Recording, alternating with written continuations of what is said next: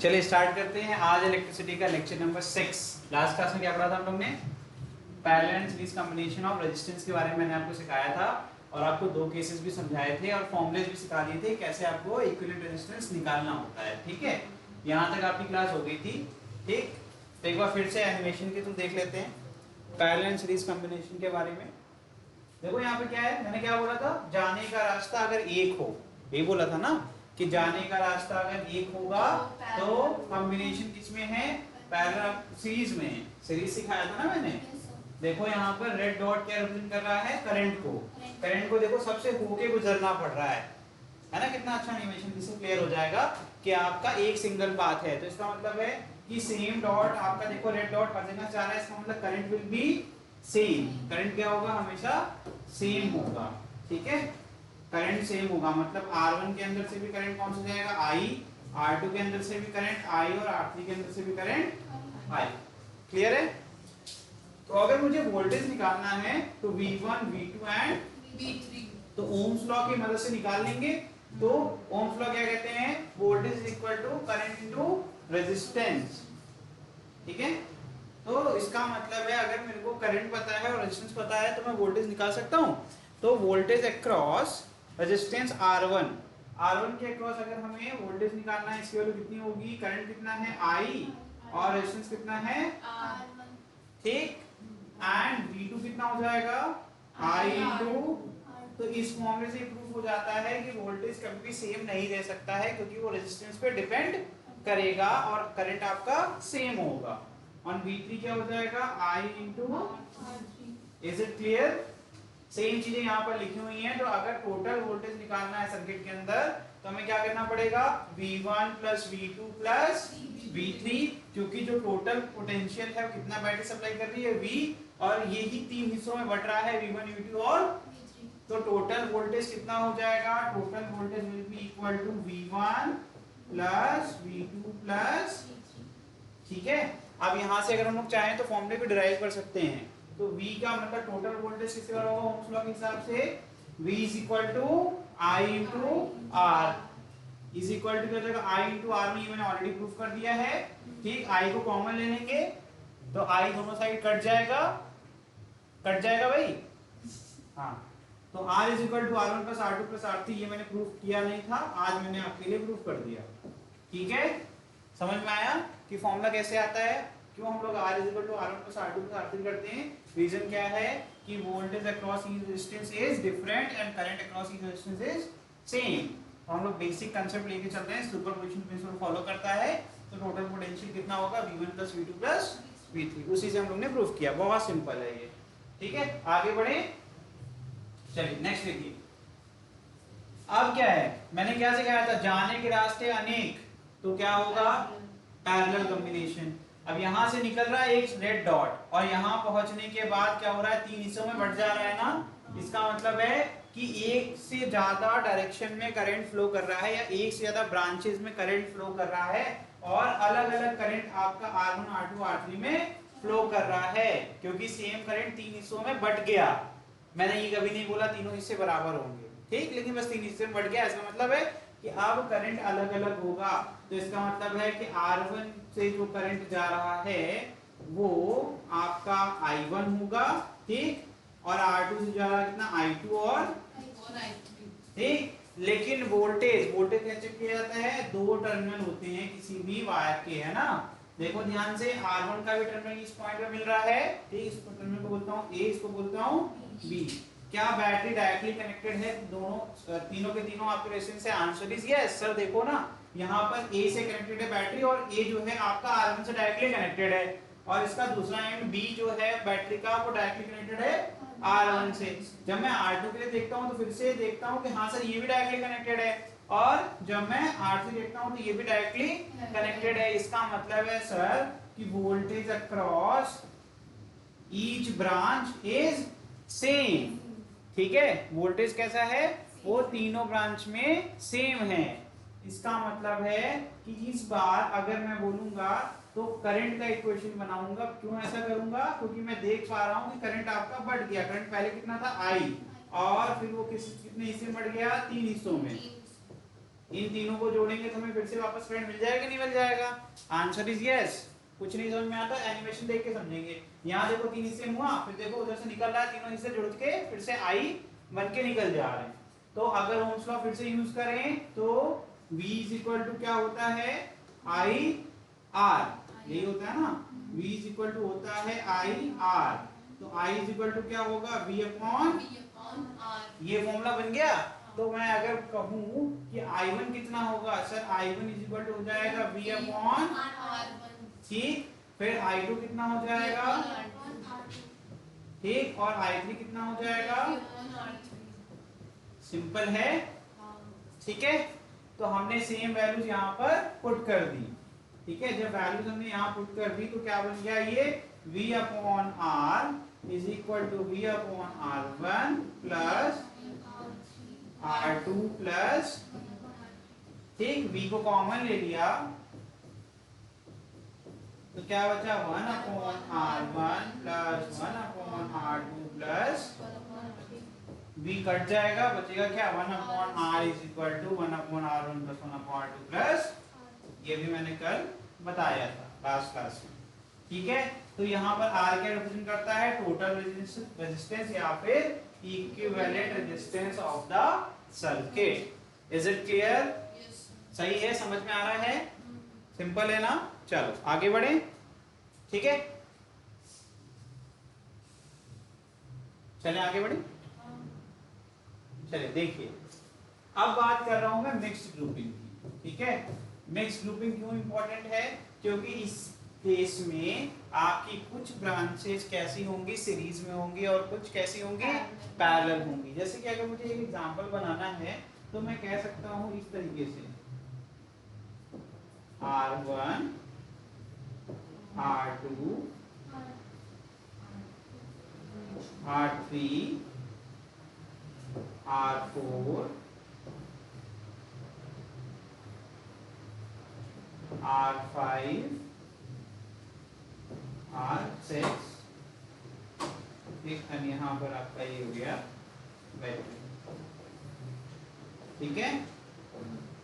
अब ध्यान से देखो, आप कहोगे R1 R2 क्या है? सीरीज में, लेकिन ब्रांच अगर पहली इस पूरे को कहता हूँ एक ब्रांच, तो सर कहोगे कि इसको ब्रांच 1 बोल दोगे, इसको ब्रांच 2 बोल दोगे, तो बोलोगे ब्रांच 3 बोल दोगे, तो कहोगे ब्रांच 1 ब्रांच 2 ब्रांच 3 एक दूसरे के पैरेलल हैं, लेकिन उनकी ब्रांच 1 में दोनों रेजिस्टेंस क्या है? सीरीज में, जितनी भी हैं सारे के सारे सीरीज में हैं, क्योंकि करंट अलग अलग तो हो रहा है। देखो ना, यहाँ से करंट आता है I, यहाँ से टूट के गया I1, तो I1 R1 से भी जा रहा है और R2 से भी जा रहा है।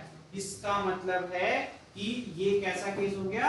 मिक्स्ड ग्रुपिंग का केस हो गया। मिक्स्ड ग्रुपिंग के केस में क्या होता है?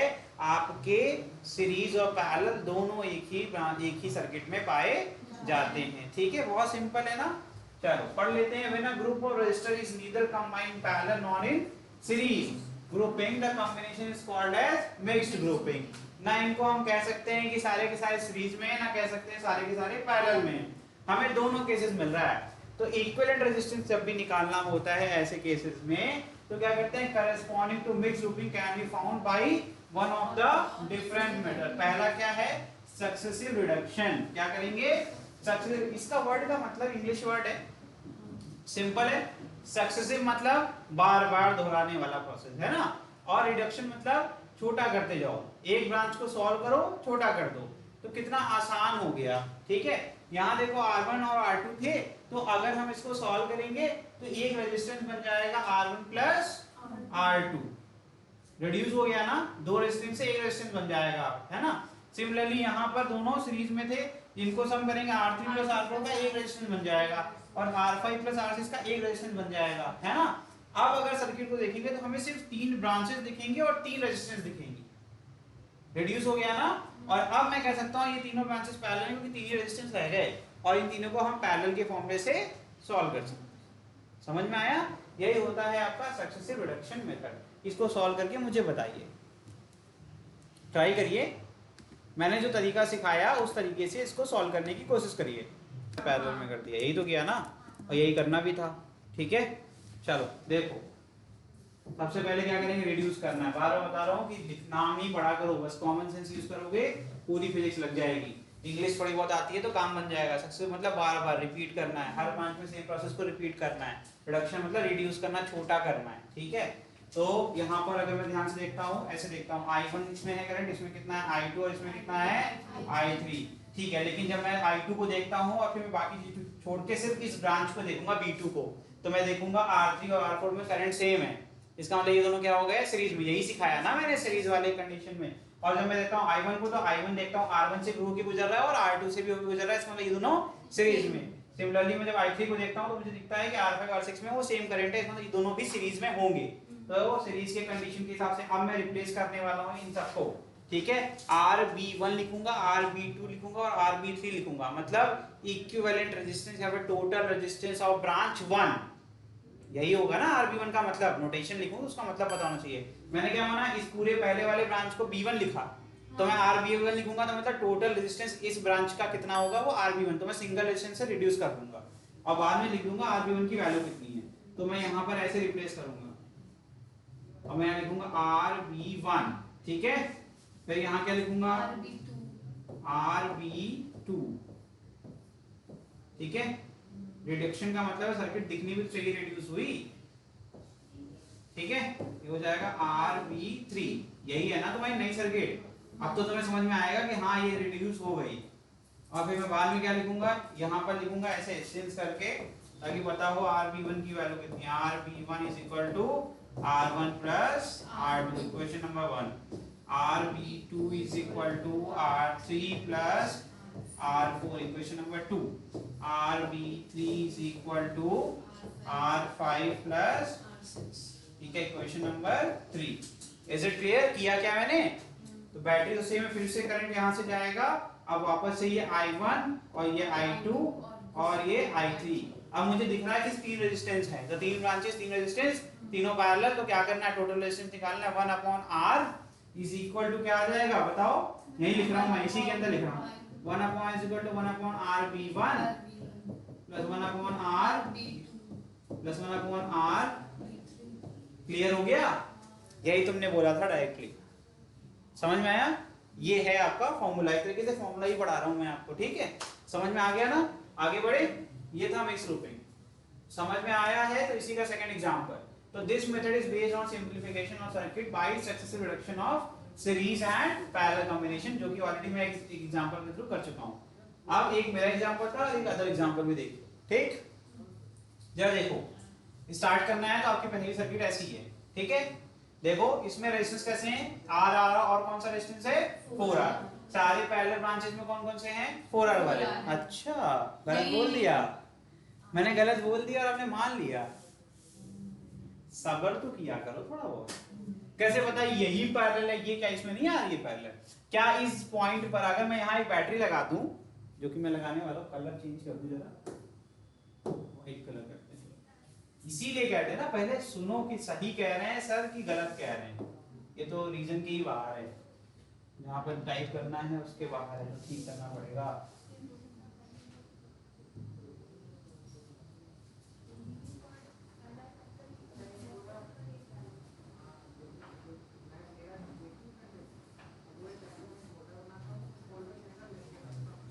ठीक है, चलो अब ठीक है, अब कोई दिक्कत नहीं, ठीक है। अब अगर मेरे को यहाँ पर, ठीक है, अगर मैं यहाँ पर एक बैटरी लगा दूं, ठीक, लगा दी एक बैटरी, तो करंट यहाँ से जाएगा I, यहाँ जाने का बढ़ जाएगा, ये हो गया तेरा I1, ये तेरा हो गया।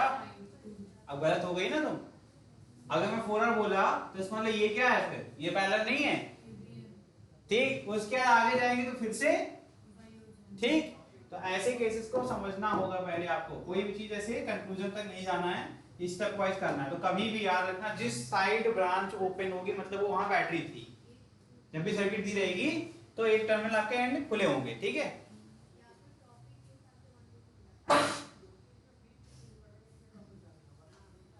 मेरा एक धड़कन जो है ऐसे रुका और फिर चलने लगा, तो आपको मुझे गॉड ब्लेस यू बोलना चाहिए।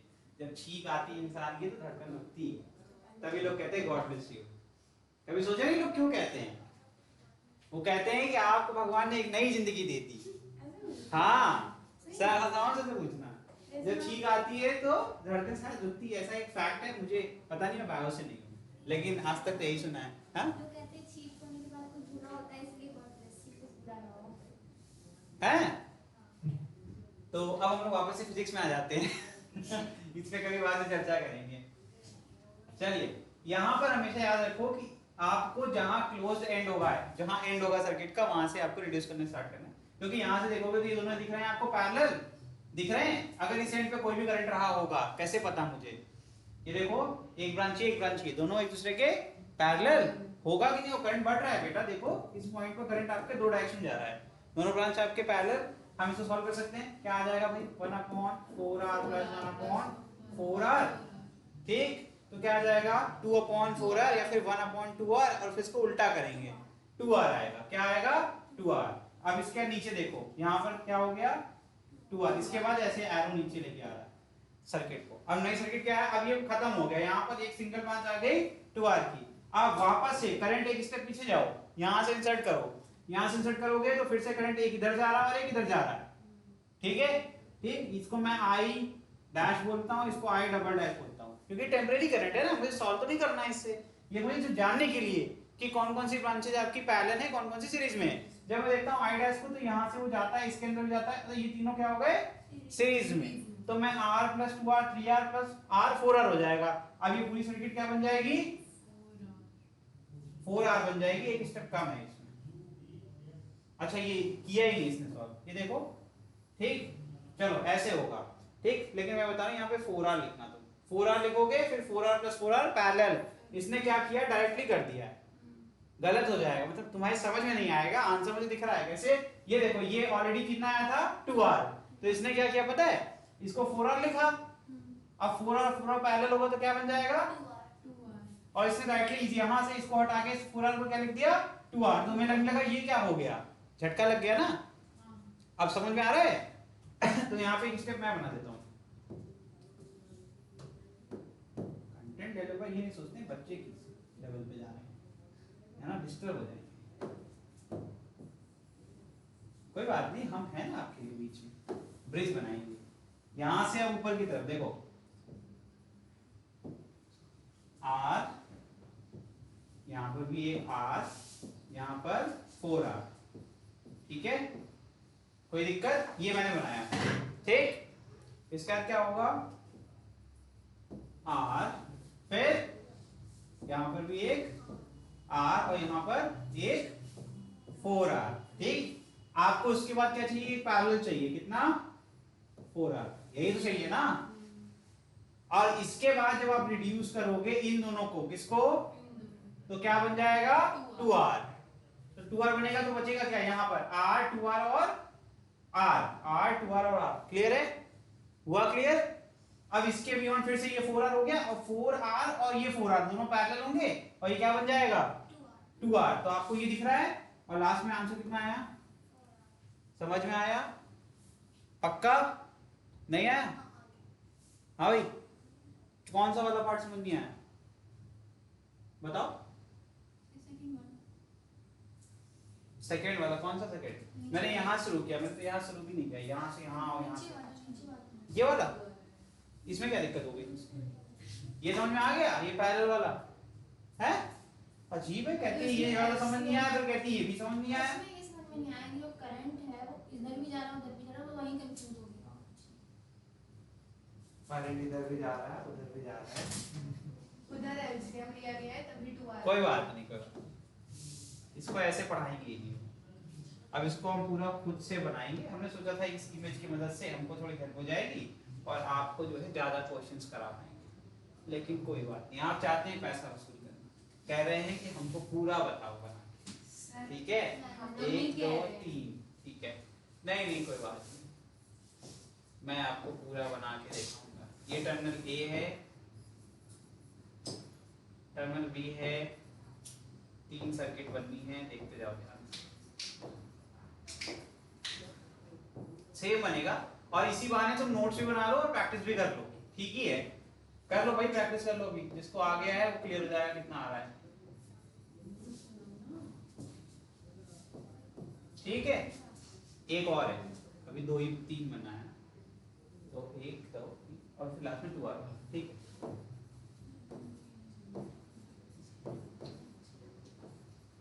देखिए मैंने एक स्टेप पीछे से स्टार्ट किया था क्योंकि मुझे पता था उसका कोई मतलब नहीं, यहीं से शुरू करेंगे तो वापस से मिल जाएगा, ठीक है। अब मैं वापस से पहले स्टेप से कर रहा हूँ, ठीक है। मैंने क्या बोला था, हमें जिस तरफ ओपन सर्किट होगा उसके अपोजिट में आखिरी वाला जो सेक्शन होगा वहां शुरू करना है, यही बताया ना मैंने, यही सिखाया था, चलो वही यूज करेंगे। तो मैंने क्या बोला, उसके पहले एक जंक्शन ढूंढ लो। जंक्शन का मतलब क्या होता है, ऐसा पॉइंट जहां पर एक से ज्यादा तार जुड़े हों और वहां पर एक से ज्यादा रास्ते हों, क्लियर है ना।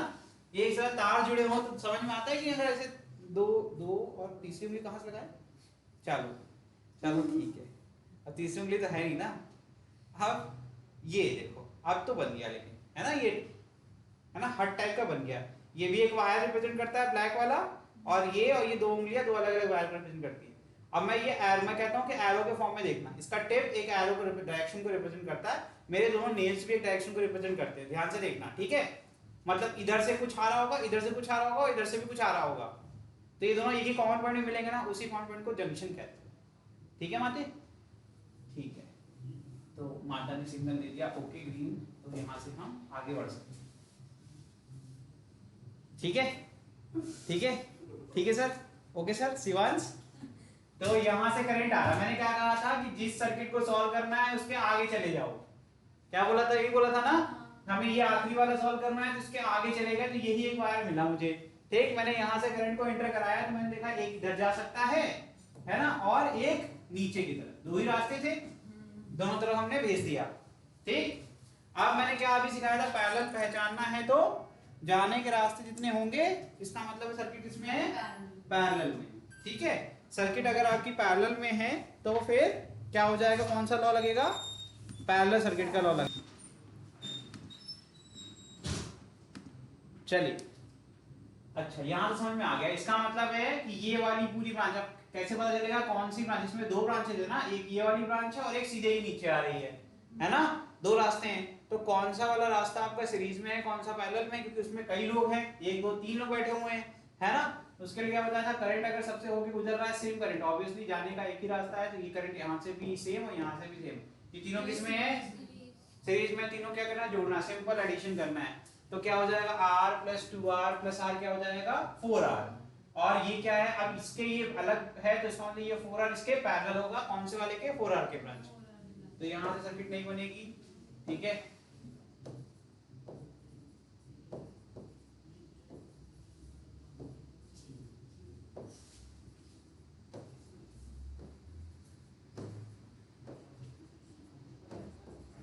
ठीक है, देखते जाना,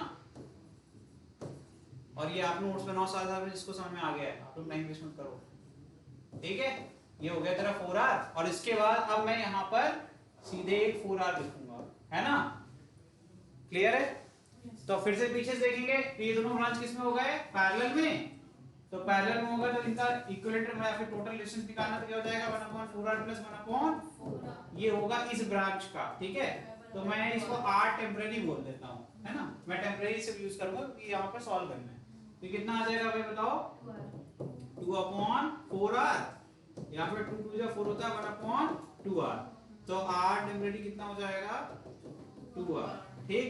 तो अब मैं इस पूरे को सर्कल को हटा के क्या लिख दूंगा, 2r लिख दूंगा, तो फिर वहां से मैं नीचे की तरफ आ रहा हूं, ठीक है। अब मैंने जो सॉल्व किया उसको मिटा दूंगा, ठीक है।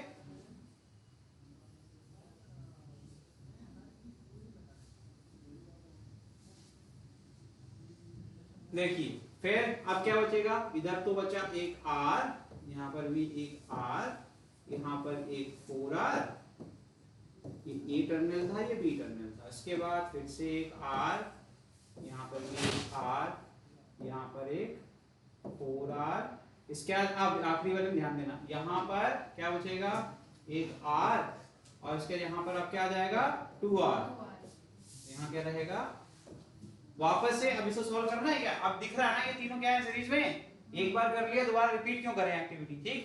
तो ये कितना जगह फिर से 4r, और इस ब्रांच का और इसके साथ फिर से पैरेलल हो जाएगा, तो फिर से r 4R और फिर यहाँ पर क्या था R, ये टर्मिनल A था, ये टर्मिनल B था, यहाँ पर R, यहाँ पर भी एक R, यहाँ पर एक 4R, ठीक है।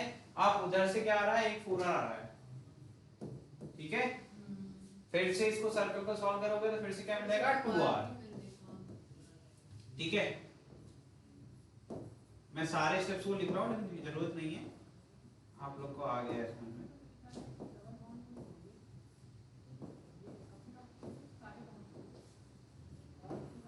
यहाँ आ जाएगा 2R और यहाँ क्या रहेगा, अब ये पूरा क्या हो जाएगा फिर से 4R और ये दोनों क्या हो जाएगा 2R। तो final answer R, 2R and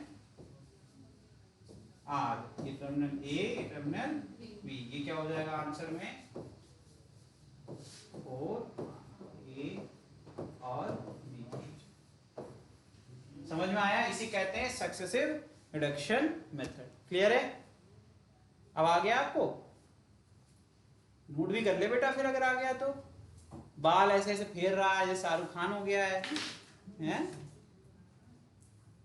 Shahrukh Khan को शर्म आ जाए तुमको देख के, इतना हैंडसम कैसे कोई हो सकता है।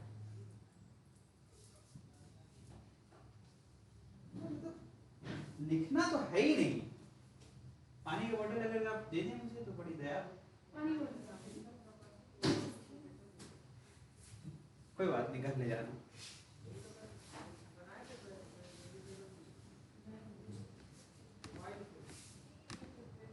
आगे बढ़े, उम्मीद करते हैं अब तो आ ही गया होगा। नेक्स्ट होता है मेथड ऑफ सिमेट्री, ये इंपॉर्टेंट है, अच्छे से पढ़िएगा इसको, ठीक है। इसमें क्या करते हैं, एक लाइन ड्रॉ करते हैं across the circuit perpendicular to the line joining the 2 points. जो 2 पॉइंट को ज्वाइन कर रही है उसके परपेंडिकुलर, ये करके दिखाएंगे तभी आएगा, अभी बस थ्योरी समझ लो एक बार, ठीक है। Between which resistance is to be found which divides a circuit in 2 mirror images. ये वाली जो लाइन है ये बड़ी इंपॉर्टेंट है। क्या कह रहे हैं, लाइन ऐसे ड्रॉ करनी है कि जो लाइन के दोनों तरफ हम देखें तो हमें मिरर इमेज मिलना चाहिए पूरे सर्किट का। समझ में आ रहा है, मान लो ट्रायंगल ऐसे बना हुआ है ना, और उसकी ब्रांचें इधर है और इधर है, आप बीच में ट्रायंगल को ऐसे कट कर रहे हो, आपको आधा हिस्सा इधर जो मिल रहा है इधर जो मिल रहा है वो दूसरे की मिरर इमेज है, तो आपने क्या ढूंढ लिया, सिमेट्री, ठीक। और वहां से हम लोग इस मेथड का यूज कर सकते हैं, ठीक है। आगे देखिए, is a line of symmetry, this is an equipotential line. ऐसी लाइन को क्या कहते हैं, इक्विपोटेंशियल। इस वर्ड से डर नहीं लगेगा आपको, क्योंकि आपने अगर डाइपोल पढ़ लिया, पढ़ा था ना डाइपोल, एक डाइपोल, उसमें क्या होता था, एक होता था एक्सियल लाइन, एक होता था इक्विपोटेंशियल। हाँ, इक्वेटोरियल वाले लाइन में क्या होता था, perpendicular passing through mid point of the dipole. तो समझ में आ रहा है, ये परपेंडिकुलर लाइन को ही रिप्रेजेंट कर रहा है, ठीक। आगे देखिए, by removing a resistor on equipotential line और by placing a conductor on this circuit, आगे देखिए, modified without altering its electrical property. हम ऐसे सर्किट को मॉडिफाई करते हैं बिना उसकी इलेक्ट्रिकल प्रॉपर्टीज को चेंज किए हुए, ठीक है। हम करते क्या है, कंडक्टर से रिप्लेस कर देते हैं, ठीक है। आगे देखिएगा, now the modified circuit is solved by method of successive reduction. उसके बाद जब हमें सर्किट कॉम्प्लिकेट सर्किट हमारी इजी हो जाती है तो हम क्या करते हैं, फिर से जो पहला वाला मेथड था वही यूज करके उसको सक्सेसिव रिडक्शन के मेथड से सॉल्व करते हैं, ठीक है। आगे देखिए, a point of symmetry is a false junction, current does not get redistributed at this point. जो आपका पॉइंट ऑफ सिमेट्री होता है एक ऐसा फॉल्स जंक्शन होता है जहां पर करंट रीडिस्ट्रीब्यूट का मतलब बटना है ना, वहां पे वो बट नहीं रहा है, तो वो जंक्शन रहे ना रहे उससे कोई फर्क सर्किट में नहीं पड़ता, इसीलिए उस सर्किट के उस जंक्शन को हम रिमूव कर देते हैं। क्योंकि जब वो जंक्शन, अभी फिगर्स आपको दिखाएंगे, वो जंक्शन रहेगा तो आपको लगेगा ये पैरेलल ब्रांचेस है, लेकिन जब वहां से करंट ही नहीं बढ़ रहा है तो पैरेलल कैसे हो सकता है। तो उस फॉल्स जंक्शन को हम क्या करते हैं, रिमूव कर देते हैं, जिससे कि हमारी सर्किट कैसी हो जाती है, सिंपल, जिसको हम आसानी से रिड्यूस कर पाते हैं। आगे देखिए, by separating the elements carrying the same current the circuit is made simple and is then solved by method of successive reduction. तो हम क्या करते हैं, वही जो मैंने बोला उसी बात को दोबारा से यहाँ लिखा हुआ है कि उस जंक्शन को रिमूव करने से सर्किट कैसे हो जाती है, सिंपल हो जाती है, जिससे कि हम आसानी से उस सर्किट को सॉल्व कर सकते हैं by using method of successive reduction. समझ में आया? चलो अब देखो, आपको यही इसी का तैयार है ना, जल्दी से दिखाओ, है ना, जो क्वेश्चन है वही चाहिए सबसे पहले। चलो पहले क्या है आपका केस, यहां शुरू करना है, ठीक। ये थी आपकी ओरिजिनल सर्किट। तो हम लोग ने पहले क्या ढूंढा, ऐसा आप लाइन ऑफ सिमेट्री बनाइए जिससे कि आपका सर्किट दो हिस्से में बट जाए और वो दोनों हिस्से कैसे दिखें, एक दूसरे की मिरर इमेज। देखो ना यहां से मिरर इमेज दिख रहा है, ये देखो, ठीक ठीक। लैटरल इन्वर्जन होता है जब मिरर होता है, आपने देखा नहीं कभी मिरर? अगर आप सामने मिरर को देखोगे तो आपको, जैसे मैं अभी देख रहा हूँ कैमरे को, तो कैमरे में मैं खुद अपने आप को देख रहा हूँ, है ना। लैटरल इन्वर्जन से कहते हैं पलट जाना, है ना। यहाँ देखो ये ऐसे है तो इसमें ऐसे पलट गई, है ना। तो इसका मतलब है ये मिरर इमेज परफेक्टली बन रही है, ठीक है। तो फॉल्स जंक्शन कौन सा हो गया, ये क्या है तुम्हारा फॉल्स जंक्शन, जिसको हमें रिमूव करना है। और रिप्लेस किससे करते हैं, अरे अगर इसको थ्योरी पढ़ोगे ध्यान से तो समझ में आएगा, by replacing it by a conductor. Conductor माने वायर। तो यहां पर जैसे इस पॉइंट को तोड़ेंगे तो ये दोनों रेजिस्टेंस क्या हो जाएंगे, सीरीज में आ जाएंगे, जिसका सम 2R के बराबर होगा। Is it clear? और यहां पर ये क्या हो गए, ये दोनों भी सीरीज में आ गए, देखो देखो ना, आ गए। जो रेजिस्टेंस लाई करेगा इस पे उसको छेड़ना नहीं है, सिर्फ जंक्शंस को हमें रिप्लेस करना है। अब देखो कितना सिंपल हो गया, ये ब्रांच 2R और 2R और R क्या हो गए पैरेलल में। इसको सॉल्व करेंगे तो ये तीनों सीरीज में आ जाएंगे, खत्म। फिर नीचे ये देखो, ये और ये फिर से पैरेलल, सॉल्व करेंगे ये तीनों सीरीज में, फिर ये पूरा सॉल्व हो जाएगा, ये पूरा सॉल्व हो जाएगा, फिर तीन ब्रांचेस पैरेलल में, सॉल्व कर लो आंसर आ जाएगा। कितना सिंपल था, समझ में आया? नहीं पता मैं करूं? कोई बात नहीं, मुझे पता है।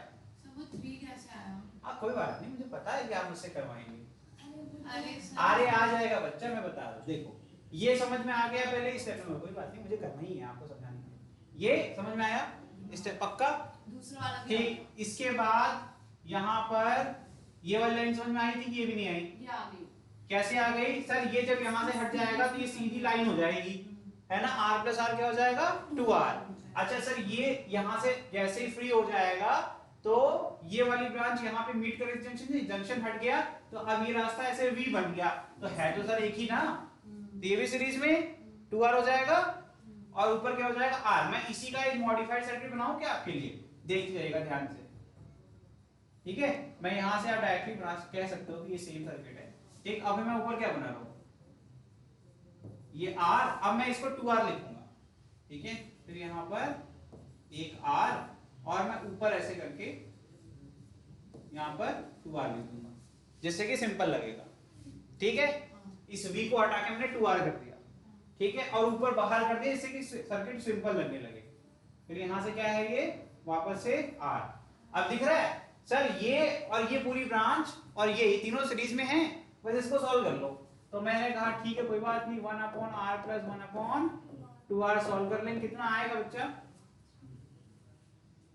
कितना आएगा 3, हाँ 2R/3। एलसीएम कितना आएगा, कैसे डर रहे हो यार, हाँ? तो यहाँ क्या जाएगा 2 + 1 तो 3/2R, और इसको इन्वर्स करेंगे तो R इक्विवेलेंट कितना आ जाएगा 2R/3, ठीक है। मतलब इसकी वैल्यू कितनी है 2R/, ठीक है, क्लियर है। तो अगर इस पूरी ऊपर वाली ब्रांच को सॉल्व करना है तो R + R 2R + 2R/3, ठीक। तो कितना हो जाएगा 6R + 2R 8R/3। पूरा सॉल्व करके कितना आएगा 8R/3, तो मैंने कर दिया, ये डायरेक्टली हो गया। मैंने डायरेक्टली इस पूरे ऊपर वाली ब्रांच को सॉल्व करके यहां आपको पहुंचा दिया। समझ में आया, पक्का आया? कैलकुलेशन नहीं कर रही हो इसलिए पेन चलाओ, बैठ के बस सिंदगी देखोगे तो नहीं आएगा, पेन नहीं चलाओगे आप लोग नहीं कर पाओगे बेटा, विदाउट कैलकुलेशन कुछ नहीं होगा। ये कैसे आया बता ही नहीं पाओगे, ठीक है। आप तो हमारा सिर्फ बैठे हुए हैं क्लास में, कुछ कर नहीं रहे हैं, बिना सर्किट बनाए बैठे हो तुम। यहां से कॉपी दिख रही तुम्हारी है, इतने महान हो तुम। सर्किट बनाओ सर्किट, टाइम काट रहे हैं बस। यहां क्या आ जाएगा, यहां पर एक R था, मैं पूरी सर्किट सॉल्व कर रहा हूं, और यहां क्या है 2R और यहां पर ये R, ठीक है। पहले हम पैरेलल को सॉल्व कर चुके हैं वहां पर, इसके बाद मैं सर्किट में क्या बनाने वाला हूं, देखो इसके बाद ये सर्किट ऐसे दिखेगी, R 2R/3 और R, और यहाँ पर ये 2R और यहाँ पर R 2R/3 और R, ये तीनों को सिंपल ऐड करना है क्योंकि सीरीज में है, तो 8R/3 आ जाएगा। ये जगह R plus 2R/3 plus R, LCM क्या आएगा, ये अपॉन 1 कर लो, अपॉन 1 कर लो, एलसीएम कितना आ गया 3, ठीक है, ये आ जाएगा 3R प्लस 2R प्लस कितना आ गया 8R/3। समझ में आया ये कैसे आया, इज इट क्लियर? अब यहाँ पे क्या आएगा 2R और सिमिलरली नीचे भी सेम आएगा आंसर, ठीक है, तो ये क्या आ गया 8R/3 और ये भी 8R/3 और ये 2R। अब क्या करना है, तीनों पैरेलल हैं, तो पहले फॉर्मूला क्या है 1 अपॉन, अब मैं इसको बोलता हूँ ऐसे लिखता हूँ RB1, इसको लिखता हूँ RB2 और इसको लिखता हूँ, तो क्या आ जाएगा 1 upon RB1 plus 1 upon RB2 plus 1 upon RB3, ठीक है, तो RB1 कितना 8R अपॉन, तो यहाँ पर देखो मैं इसको करके दिखा देता हूँ नहीं तो आप लोग को डर लगेगा, तो R1 upon R will be equal to क्या आ जाएगा 1 अपॉन, यहाँ पर कितना है 8R अपॉन 3 कहाँ चला जाएगा ऊपर, तो इसीलिए यहाँ पर ये ऐसे लिखा हुआ है, फिर plus 1 upon 2R plus 1 upon 8R upon 3, ये 3 भी ऊपर चला जाएगा, क्लियर है? तो यहाँ पर पहले से अगर डर लग रहा है तो सिर्फ इसको पकड़ लो और ये आखिरी वाले को पकड़ लो, इन दोनों का एलसीएम क्या आएगा 8R और न्यूमरेटर में 3 है, पक्का? देखो अब मैं इसको ऊपर सॉल्व कर रहा हूँ, यार को एक काम करता हूँ अलग से स्लाइड अगर मिल जाएगी, अरे आपकी क्लास का टाइम ऑलरेडी आप हो गया है, अब मुझे आप लोग बता भी नहीं रहे, चलिए बस एंड कर रहा हूँ, ठीक है, देखो वो वाला सॉल्व मैं अगली साइड पे कर रहा हूँ, तो 1 upon R total will be equal to what, बताइए, R इक्विवेलेंट लिखता हूँ, नाराज हो गया, कह रहा नहीं चलेंगे, हाँ क्या हो जाएगा 3 upon 8R plus 1 upon 2R plus 3 upon, अब मैं इन दोनों को एक साथ लिख दूं, इसमें तो कोई दिक्कत नहीं है किसी को, ठीक, और मैं अगर कहूं कि इनको पहले सॉल्व करूंगा तो भी कोई दिक्कत नहीं होगी, एलसीएम क्या है 3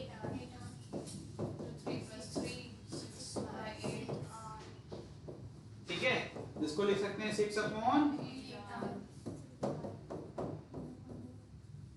डिवाइड करना आता ही होगा, क्या हो जाएगा 3/4, हाँ ठीक है, फिर अब हो जाएगा ये 3 upon 4R plus 1 upon, LCM क्या आएगा 4R आएगा, तो 3 प्लस 2 5 अपॉन 4R, या फिर R equivalent will be equal to 4R/5,